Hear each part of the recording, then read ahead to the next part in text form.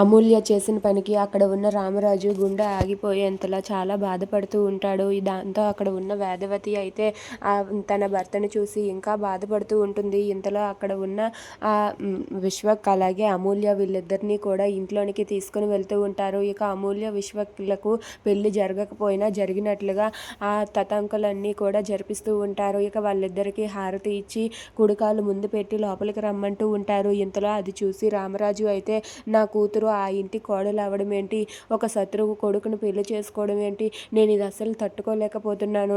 నా కూతురు కానీ ఆ ఇంట్లో ఉంటే నా కూతుర్ని వాళ్ళు చంపేస్తారు, నా కూతురు బ్రతకదు అని చెప్పి అక్కడ ఉన్న రామరాజు అయితే చాలా బాధపడుతూ ఏడుస్తూ ఉంటాడు. ఇక అది చూసి వేదవతి వాళ్ళు చాలా బాధపడతారు. ఇక అమూల్యని కుడికాలు పెట్టమంటే అమూల్య మాత్రం కుడికాలు లోపల పెట్టకుండా ఎడం కాలుని లోపల పెడుతుంది. ఇక అది చూసి భద్రావతి వాళ్ళైతే ఒక్కసారిగా చాలా కోపంతో రగిలిపోతూ ఉంటారు. అది చూసి అక్కడ ఉన్న విశ్వక్ అయితే ఏం చేయలేమని చెప్పి విశ్వక్ కుడికాలు లోపల పెట్టి అలా వాళ్ళిద్దరూ కూడా ఇంట్లోనికి వెళ్తూ ఉంటారు. ఇక రామరాజు అయితే తన కూతురు కోసం బెంగ పెట్టుకొని నా కూతుర్ని వాళ్ళు చంపేస్తారు అంటూ రామరాజు అయితే అక్కడే గుండె నొప్పితో కింద పడిపోతాడు. ఇక అది చూసి అక్కడ ఉన్న వాళ్ళందరూ కూడా ఒక్కసారిగా షాక్ అవుతారు.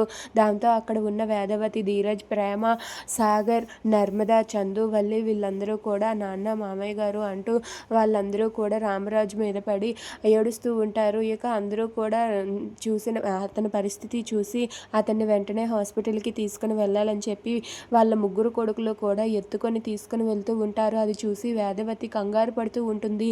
ఏవండి ఏవండి అంటూ గట్టిగా ఏడుస్తూ ఉంటుంది. దాంతో అక్కడ ఉన్న ఆ రామరాజుని ఎత్తుకొని వాళ్ళ కొడుకులు అయితే వెళ్తూ ఉంటారు. ఇక ఇదంతా చూసి అక్కడ ఉన్న వేదవతి, ప్రేమ, నర్మద అయితే చాలా బాధపడుతూ ఉంటారు. ఇక అలా రామరాజును అయితే వాళ్ళ కొడుకులు అందరూ కూడా మోసుకొని వెళ్ళడం చూసి అక్కడ ఉన్న భద్రావతి, సేనాపతి వాళ్ళిద్దరూ కూడా చాలా సంతోషిస్తారు.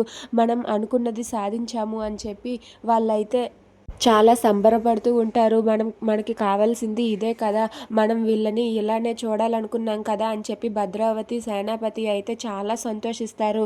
ఇక రామరాజు పరిస్థితి అలా ఉండడంతో అక్కడ ఉన్న వేదవతి అయితే కుప్పకూలి ఏడుస్తూ ఉంటుంది.